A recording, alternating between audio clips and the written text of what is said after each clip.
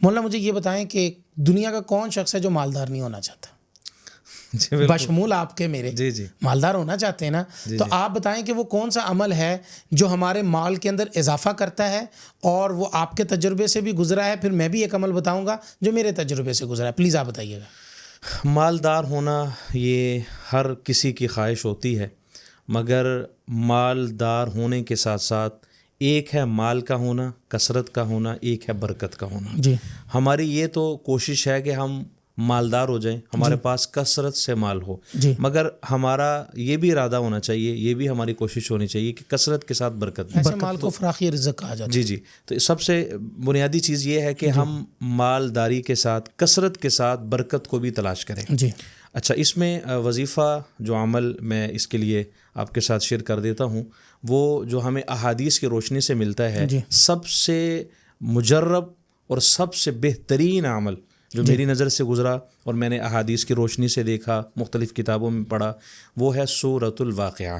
اگر آپ روزانہ سورۃ الواقعہ کو بعد نماز مغرب پڑھتے ہیں، اس کا معمول بنا لیتے ہیں، اور یہ عمل صحابہ کرام بھی کیا کرتے تھے۔ ایک صحابی اللہ کے محبوب صلی اللہ علیہ وسلم کے پاس آئے، انہوں نے آ کر یہ عرض کیا کہ مجھے آپ تنگ دستی کے حوالے سے بتا دیں، میرے رزق میں برکت ہو جائے، مالدار ہو جاؤں۔ تو اللہ کے محبوب نے اس صحابی کو سورۃ الواقعہ کے متعلق بتایا۔ اور ایک صحابی ہیں حضرت غالباً عبداللہ بن مسعود رضی اللہ تعالیٰ عنہ، وہ جب اپنے گھر جاتے تو اپنے بچیوں کو جا کر کہتے کہ بیٹا آپ سورۃ الواقعہ کو روزانہ ضرور پڑھا کریں، بعد نماز مغرب پڑھیں، رات سوتے وقت پڑھیں۔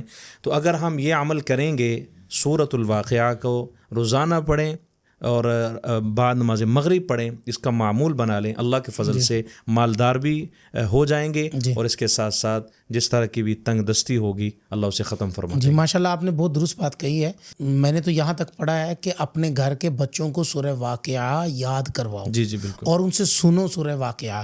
اور یہ بات عمومی طور پر اس لیے کہی جاتی ہے کہ گھر کے اندر رزق کی فراوانی ہو جائے۔ تو میرے ابا جان کا ایک مشہور اور بڑا مجرب وظیفہ ہے سورہ الواقعہ کا ہی ہے، اور اس کے ساتھ وہ ایک اور سورت ایڈ کرتے ہیں۔ وہ کہتے ہیں کہ ہر نماز کے بعد اگر آپ سورہ واقعہ پڑھنے سے پہلے 3 مرتبہ درود ابراہیمی پڑھ لیں، پھر سورہ واقعہ پڑھ لیں، پھر اس کے بعد سورہ الفاتحہ، لیکن پڑھنے کی ترتیب یہ ہے کہ بسم اللہ الرحمن الرحیم الحمد للہ رب العالمین، آگے پوری سورت پڑھ کر آپ اس کو پڑھ لیں، اور اس کی ترتیب اگر آپ بنا لیں، اپنی زندگی کا معمول بنا لیں، تو انشاءاللہ غیب سے آپ کی مدد ہوگی۔ رزق اتنا فراوانی میں آپ کے پاس ہوگا، تھوڑا بھی ہوگا تو اس میں برکت ہوگی، وہ آپ کی بات سے۔ ناظرین، اس کو بھی آپ اجازت عام کے ساتھ جو ہے وہ کر سکتے ہیں۔